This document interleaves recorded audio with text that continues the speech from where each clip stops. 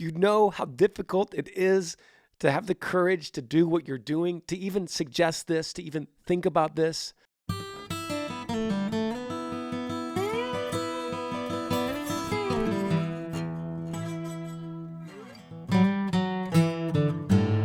What's up, guys? Welcome back to the podcast, episode 188.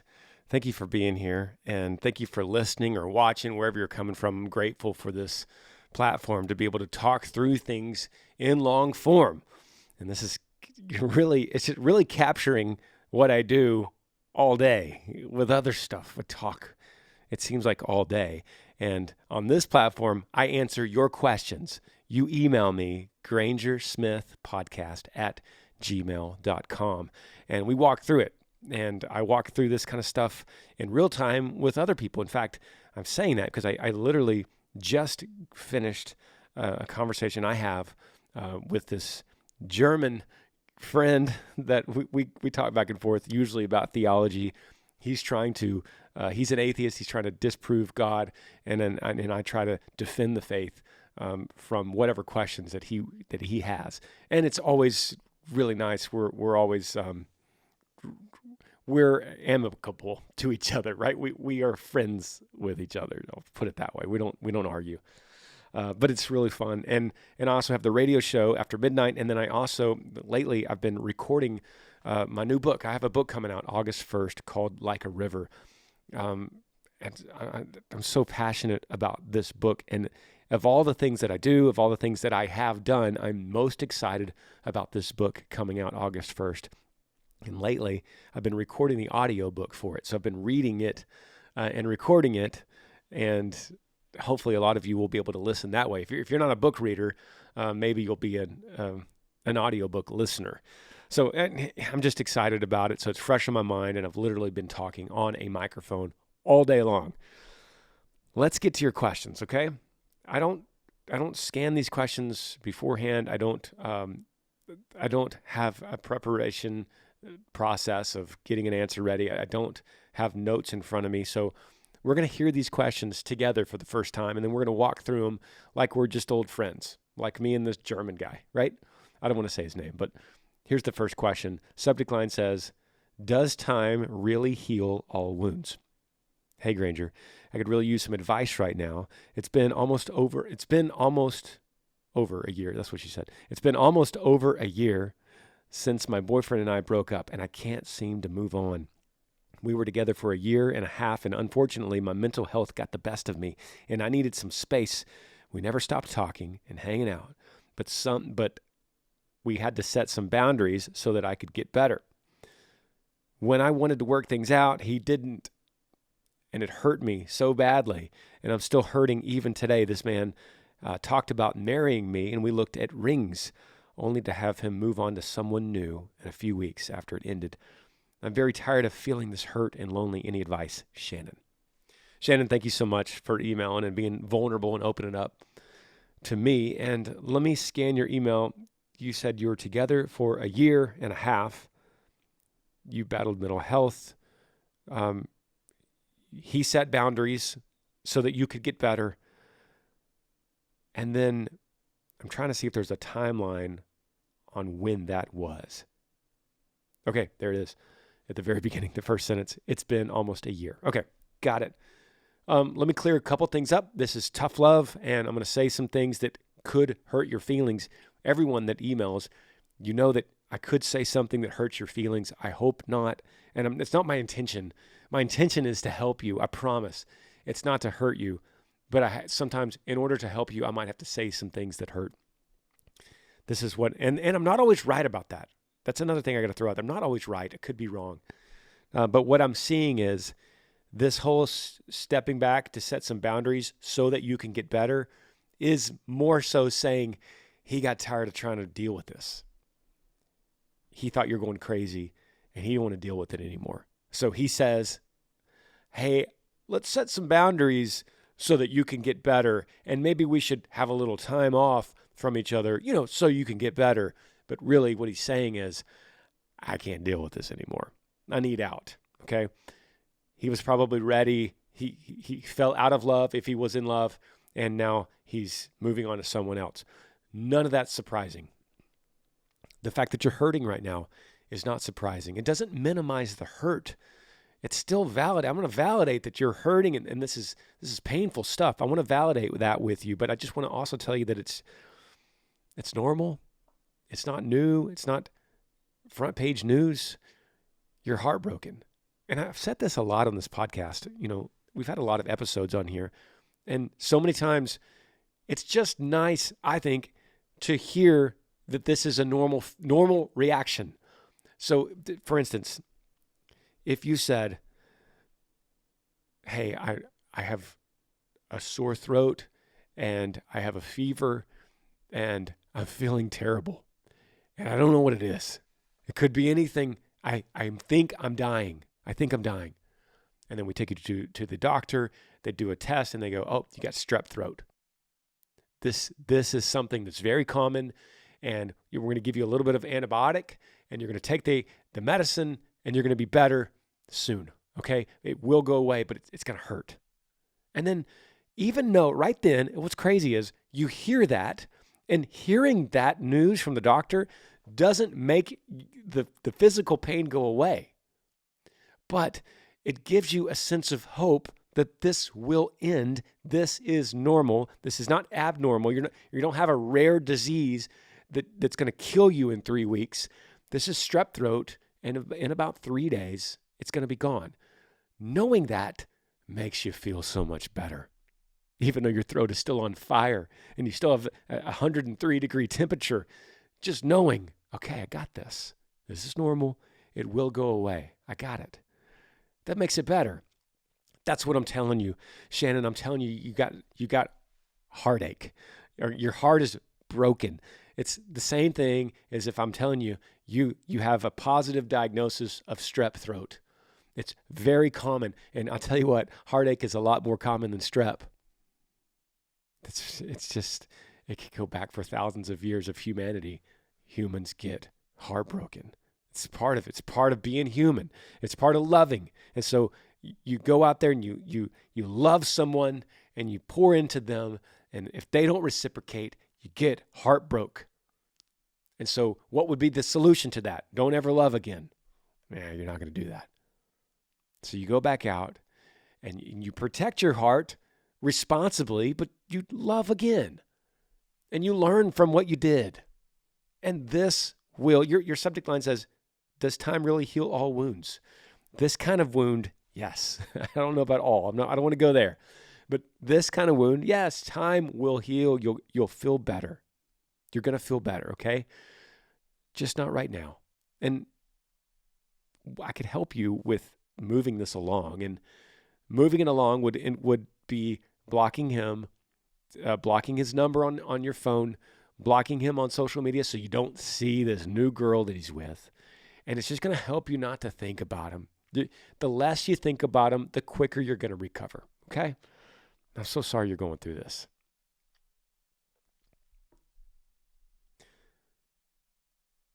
Next question says, interfaith marriage. That's the subject line. Hey, Hannah. It says, my name is Hannah. I'm 26 years old from Ohio. I don't want to make this too long, so I'm going to try to give you the Sparks Notes version. I was raised in church, but come from a very broken family, which caused me a lot of mental health issues. In my brokenness, I lost faith in my late teens, and then I began to go down destructive paths. I started dating a Muslim man. I started dating a Muslim man, and 2 years later, he wanted to marry me. Before we were married, he started teaching me Islam, and it seemed to make sense, so I grasped on in hopes of feeling better. However, I could never fully get myself there spiritually. It never felt right for me.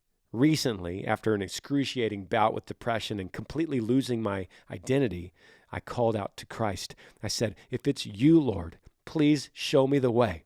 Then I felt inclined to seek him.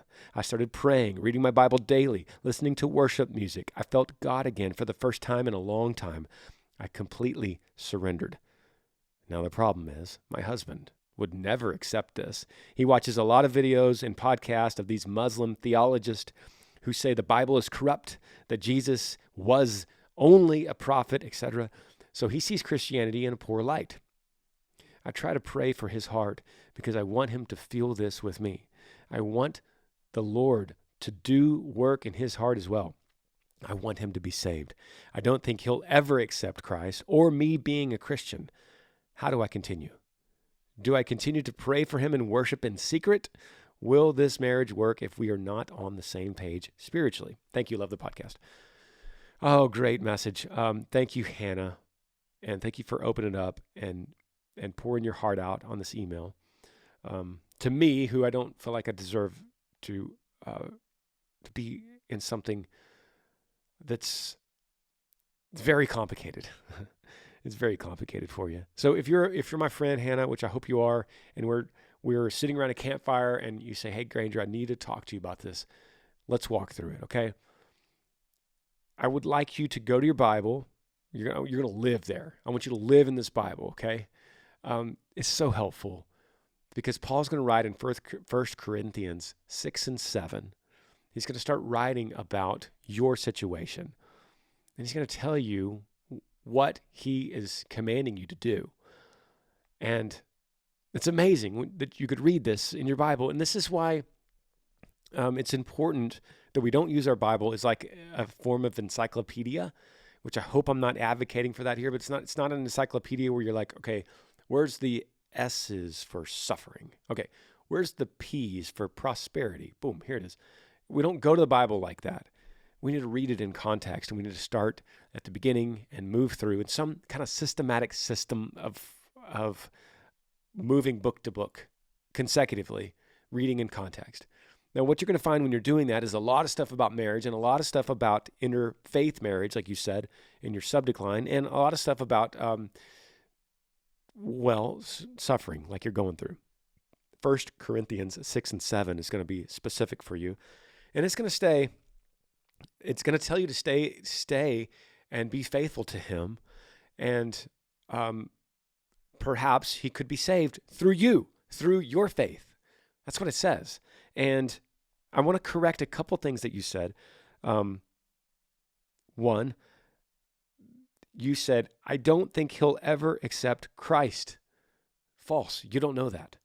Second, where's the other part? Or me being a Christian. I don't think he'll ever accept Christ. False. Or me being a Christian. False. And then you said it again earlier in that paragraph. The problem is my husband would never accept this. False. Jesus spoke about this many times, but you remember the whole time Jesus was talking about how it is more difficult for a rich person to go to heaven than a camel through the eye of a needle. And his disciples were blown away by this. They couldn't believe it. And he was talking about the heart. He was talking about someone that is attached to riches, that finds their identity in wealth, will never make it. And they're all looking at each other like, how much money do you have in the bank? I'm speaking figuratively. They're thinking, how many goats do you have? And they're all kind of looking like, man, almost everybody I know has money of some sort. I know that these were poor shepherd men and fishermen, but at the same time, look at Matthew over there. The guy's a tax collector. He's got cash. And they're kind of mumbling and grumbling to themselves, and they say, Lord, then who will ever be saved? Jesus looks at them and says, with man, it's impossible. But with God, all things are possible. So what he's saying to them right there is, this whole salvation thing, it's not up to you. It's not up to you. It's up to God. And so the people that you think could be so far from this, like this guy's never going to believe. Just wait. That's what God's saying. I could do anything. I could turn the hardest heart. I could pierce it. What you got to worry about is the people that already say they're Christians. That's the harder people. The people that go, I'm already a Christian. Don't worry. Yeah, they get Jesus, gospel, resurrection, cross. Yeah, I got it. Anyway, I would think that those people are a little harder than the guy that's so you cannot pierce his heart. Kind of like the German that I'm talking to. Let me give you something else here. There's just a great book called Seeking Allah, Finding Jesus. Seeking Allah, Finding Jesus. Oh, it's a fantastic book. And you got to read this. You got to get this on Amazon today, the day you hear this podcast. It is so good. And you're going to have, I hope that it creates, and for everybody listening, this is just a great read for anybody, but it's going to just give you a new love for the Muslim people, for the people of Islam. It's going to give you a new heart for them. And that's what I hope. That's what I hope that you're hearing right now. And I hope that you read that in this book. If you get it, Seeking Allah, Finding Jesus, you just get a love for them. And it makes you want to, if you have a Muslim family in your street right now, or in your apartment complex or down the road, it makes you just want to say, I want to cook some food and invite them over this coming Thursday and have dinner with them. Just talk to them. Just bring them into the community so they don't feel like they're outcast here in this country. It's going to start there. It's going to start with love. And I think that's where it's going to start for all of us in our community with Islam, Christians dealing with Islam. And then it's going to, especially you in your home, it's going to start with love. And it's going to be all about love. And that's the conversation this is going to be. And so how do you best love him? And I'll tell you how you don't, by leaving him. Because if you leave him, Hannah, if you leave him, he's in a lot more difficult situation to be saved. Once again, with man it's impossible, but just through the scenario, if we think about it with human minds, it would be a lot harder for him if you left him, because then he would just say, well, there goes that Christian. Goodbye. Time to marry me a good one, a good woman. You know what I'm saying? Yeah, I'm going to end that there. I don't think there's more I could add to that, but just love him. We're going to take a break and be right back. Thanks for listening to the podcast, y'all. So excited to finally say that my book, Like a River, comes out August the 1st, 2023. You could pre-order it right now wherever you love to get your books, like Amazon. And if you're not a paper book reader, you could also listen to the audiobook, which I'm currently working on for August 1st. And that's going to have some ad-libbing in it as well. So that might be a nice little thing to have both if you want. And hopefully you'll be able to do just that. And it's a conversation starter piece. That's what I want this book to be. It's my journey in detail over the last 4 years and what happened to me, starting with the death of my son, River. So I'm just very encouraged to be able to get you this story for anyone that might be hurting or needing more information on how you could make it through grief and see the purpose in your pain.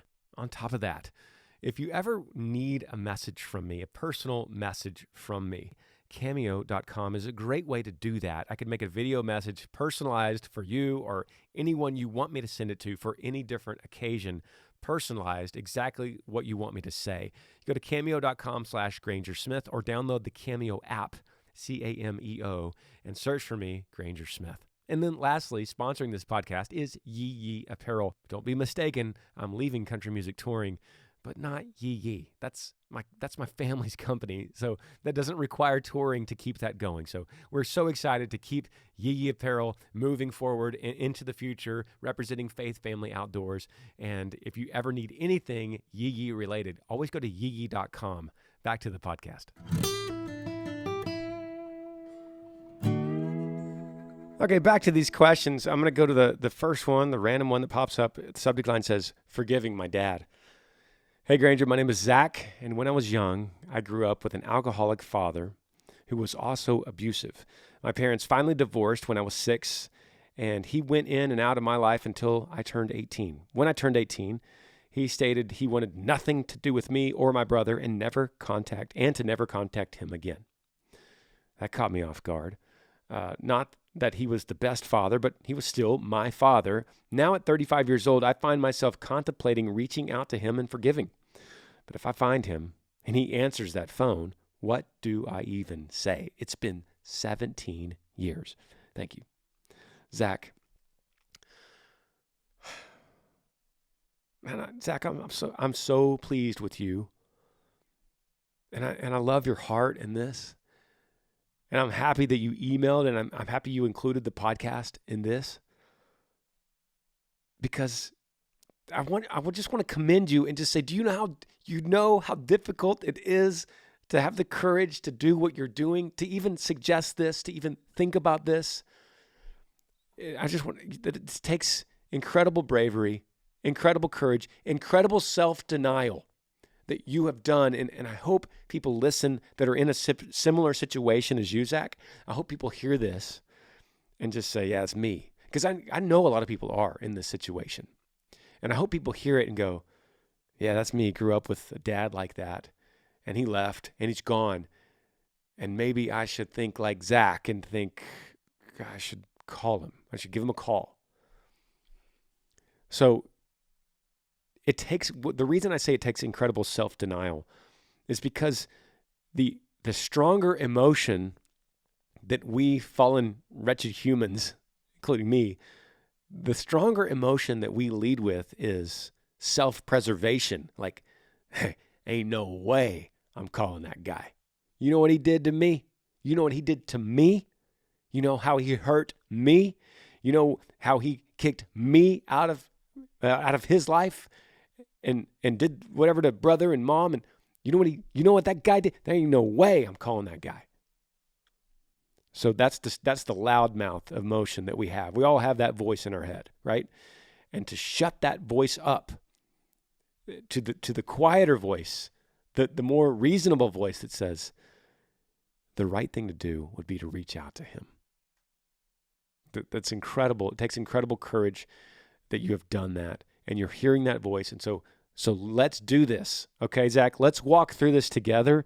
And I would love for you to do it and then report back so we could read it on this podcast, so that maybe we could hear how it went down. Okay. First things first, what to expect. Destroy any kind of expectations, right? Destroy expectations of how he's going to react because you can't control it at all. So let's just pretend he's going to be hateful towards you if he answers at all. If he even replies at all, let's just say that he's going to go, Zach, get out of here, man. Okay, I think there's a really good chance that he won't do that. 17 years is a long time to soften a hard heart. And so I would be shocked if he did, but let's expect him to. That way, when he is, you go, well, Dad, I am reaching out to you because I haven't, keep it on you, right? Don't put it on him. Don't say you didn't do that. You didn't. Keep it on yourself and go, because I haven't reached out in 17 years. And I'm 35 years old and I'm working here. I'm married to this girl, got this kid, whatever you got going on, give him a little bit of that. I mean, come on, he's your dad. What dad deep down biologically doesn't just go, my son's doing well. My legacy, my seed is doing well. That's great. What dad doesn't want to hear that?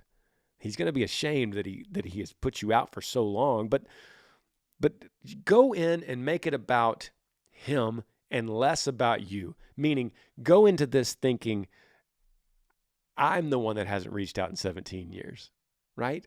And that's hard to do that because you're going to want to blame him, especially if he gets mad. Don't retaliate the anger. Just say, Dad, just wanted to tell you, I think about you often, and I love you. Not because of what you've done, but because of who you are. You're my pops. And if you ever need anything, reach out, okay? Here's my number. Here's my email. I would love to talk. Love to grab some coffee sometime. Don't say grab a beer. Bad joke. I'd love to grab some coffee with you sometime, Dad. Leave it open-ended. You don't, hey, maybe even leave him a voice message like that if he doesn't answer. But just, Zach, I just think it's a great thing you're doing. And there's so much healing with you, man. That's the thing. There's so much healing that's going to happen with you as you get this monkey off your shoulders. And you just go, Dad, I love you. That you will heal tremendously from this and old scars that you don't even know are there. You're just letting it go. I'm all about this. If you can't tell yet, I'm all about this. Let's grab another one here. The subject line on this one says, I worry about my kids. Hey, Granger, my name is Cassie. I'm a mom of 2 amazing kids. I have a 2-year-old son and a 6-month-old daughter. I've never been someone who had anxiety or worries too much about the future, but when it comes to my kids. I worry about them so much. I work full time and I get worried about their safety when I'm not with them, even though that they're with trusted family. The biggest thing that gets me worried is when they're sick. I pray for God to watch over them every day. I pray that God helps me come to him instead of worrying. What do you do when you begin to worry about your kids or just worry in general? I would appreciate any advice that you have. Thank you so much, Cassie. Cassie, thank you for the email. First thing for you, I was a little surprised when you brought up God, because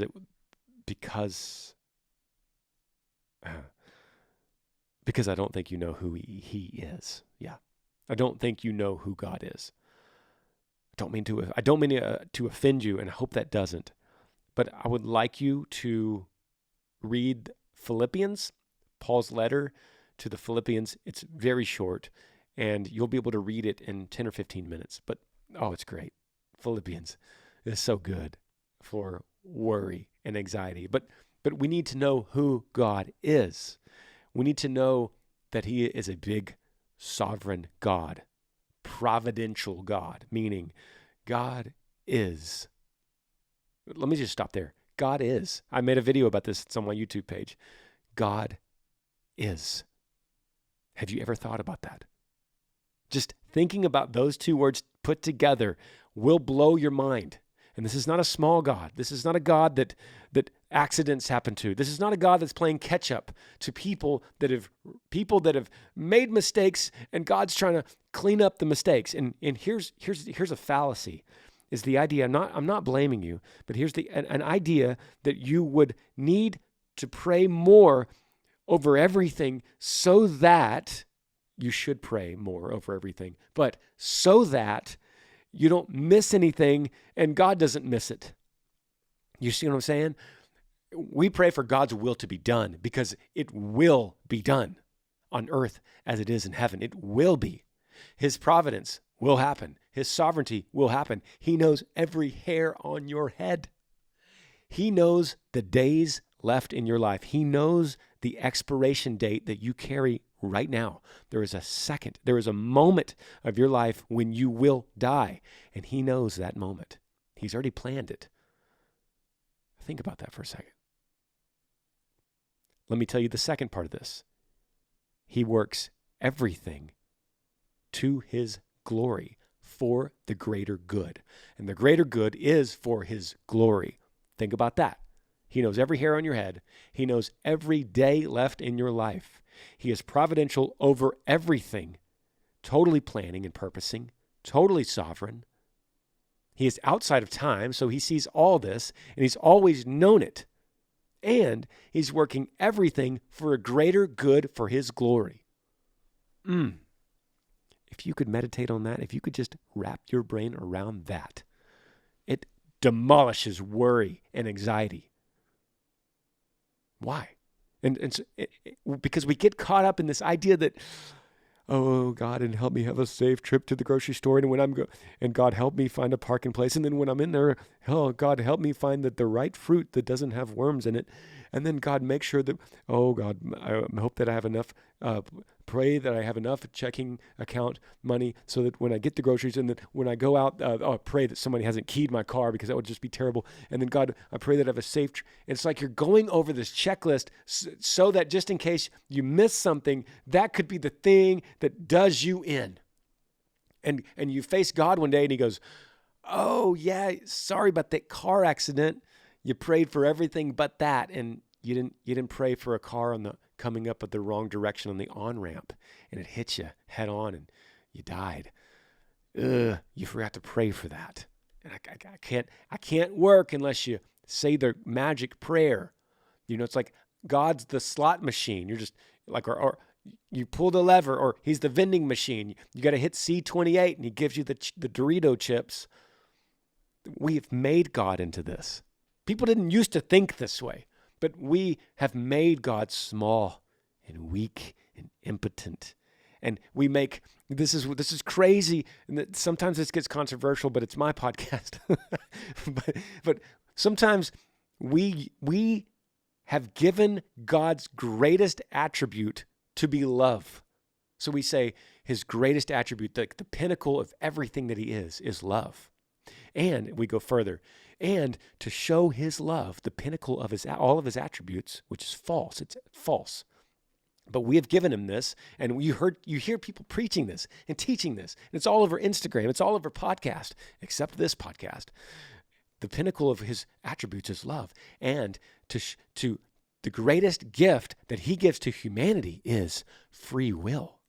And he gives humanity free will because without the choice to choose against him, then it cannot be love for him. So he gives us free will. And then when we mess it up, he can't stop it because he gave us free will. And that's the greatest gift. And he would never violate the greatest gift so that he could stop something that we have chosen out of our precious free will, because it's not love if he does, because love is his greatest attribute. So if he's only a loving God, if he gives us free will, I want you to see, and there might be a lot of people that believe that, but I want you to see how quickly that breaks down when you actually read the scripture. You actually read the Bible, and you'll see thousands of times how God knows, God plans, God directs the steps of man, right? We see this over and over and over. God is the Alpha and the Omega. He is God from the beginning to the end. Everything is his plan. Nothing happens outside of his will, even evil, that he ordains for a greater good, for his glory. I could prove this. I'm getting off track, but I could prove it in anything. Anything. God needed...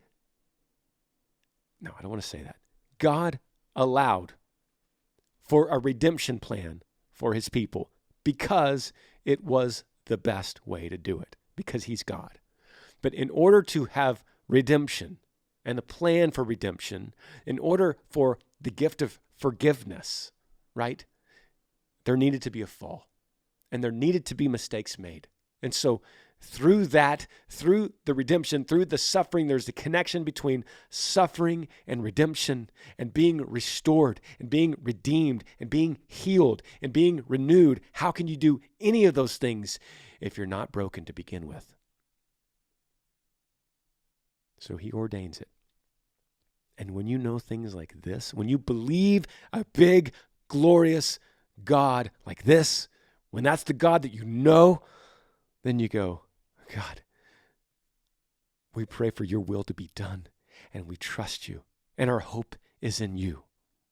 Not in my weakness, not in my silly grocery store prayer that someone doesn't key my car. You're a great God, and you have the whole world in your hand, including my kids, and including these little sicknesses that I get so worried about. God, remove this anxiety from me, because the more I worry, the more I'm revealing that I don't know who you are and I don't trust you. It's like when I'm with my kids and they're like, Daddy, why are we going this way? And I know it's the right way. And I said, because this is the right way. And they said, no, Daddy, you're going the wrong way. I say, hold my hand and trust me. No, Daddy, you're going the wrong way. We've all been there as parents. And we go, well, you trust me. I'm taking you down the right path. You might not like it. It might be uncomfortable for you, but I know that it is the right path. And that's what we do all the time with God. I'm not blaming you, Cassie, I'm not blaming you, but I'm saying your anxiety over these little sicknesses that your kids have is revealing you don't trust who God is, as revealed in the Bible. So the more you read the Bible, the more you make it a purpose that you actually read it, the more you see who he is, and the more you just go, God, you are God, and I am not. And I will worship you for that. And I will trust you. As much as it's hard to do, as much as I want to worry because my little finite mind wants to worry, I trust you. And I give these children to your hands, not mine. That was the longest way to answer your question. But Cassie, I know that's the right answer. And by the way, I do hope that I rustled some feathers with that free will commentary, because it is true. And it is a fallacy in this country worldwide right now. And it is what is keeping the prosperity gospel and what is keeping the seeker-sensitive churches, and it is what is keeping cultural Christianity that I was trapped in for so long alive. And it is not the God as revealed in the Bible. By the way, you might ask, Granger, you said that we have claimed that love is his greatest attribute. Well, but you say it's not. What is? I say God is holy. God is just. God is love. God is all of these things maxed out. But he's not one more than another. He's all of them. God is. Wrap your brain around that. We have to understand that if he's all love and not as much just, or not as much wrath, or not as much merciful, or not as much forgiving, or not as much all-knowing, if we take anything away, the scales tip and he's not God anymore. He's making mistakes now. He's leaning towards his dependencies now because he's needing to satisfy one part of his attributes that's a little heavier than the other.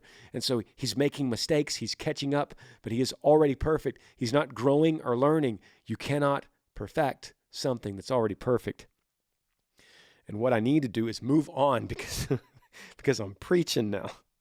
Please, I'm so sorry, guys. Sometimes I get a little bit too much. Let me try to find another one here. Subject line of this one says, podcast, parentheses, guidance. Hey, Granger, my name is Skylar. I live in Spring Branch, Texas. I have been with my boyfriend for 5 years now, and he's a man of few words. He loves guns and trucks. He's simple. I need help with him. When we go out with friends, I feel shy. And he's, you said guilty. What is guilty? Maybe I don't know that word.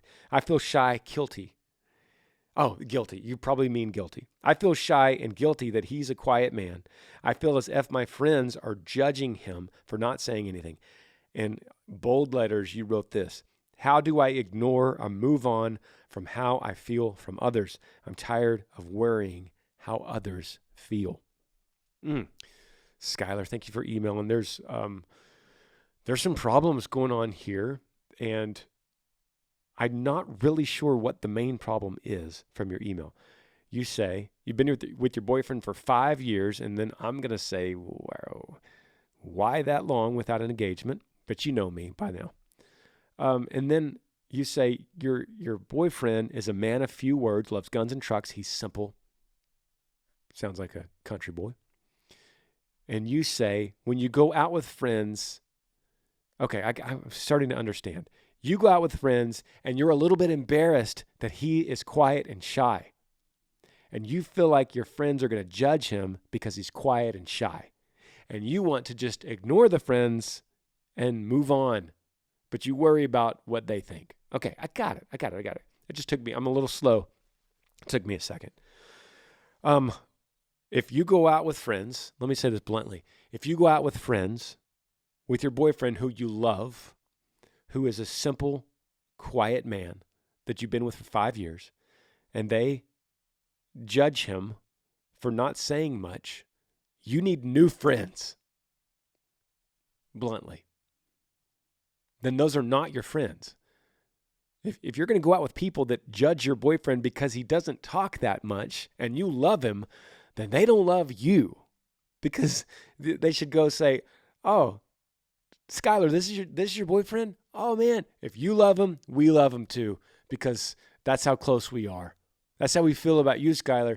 We are so close with you that what you like, and if you trust him and you love him and you think he's a sweet guy, then we love him too. That's how it should be. And if they don't, if they're judging him, it's time for new friends. Okay? That's it. That's easy. Easy. But here's what's not easy. Here's the harder part. Maybe you're projecting this on your friends. Like maybe they're not judging him. Maybe they're not thinking that at all, but maybe you're projecting that on them. And then you get worried, and then internally you get all clammed up and you think, My boyfriend's not saying anything, and I'm embarrassed of him, and my friends are probably judging, even though they're not saying it. They might be, and this is making me so uncomfortable. And I wish my boyfriend would just talk, but he just sits there, and my friends are so judgmental, and then you're in the middle of this, and the reality is possibly nobody's even saying anything, including your boyfriend, who doesn't talk much at all. See, the problem could be you, and you're misreading the situation. And so just being comfortable with him, not saying anything, because you're not going to change him, and you might want him to talk more, but he's just not. Let me ask you a final question. You say he loves guns and trucks. He's simple. Are you into those things? I guarantee you learn just a little bit about trucks. You can get him talking. So my goal for you, my challenge to you, Skylar, is that you start learning a little bit about trucks, because every guy could talk about trucks. And if he loves that, if that's in the top 2 things that you think he loves, learn about that. That's a good advice for anyone with their spouse or with their significant other. Go out of your way sometimes to learn a little bit about something that they love that you don't necessarily care for.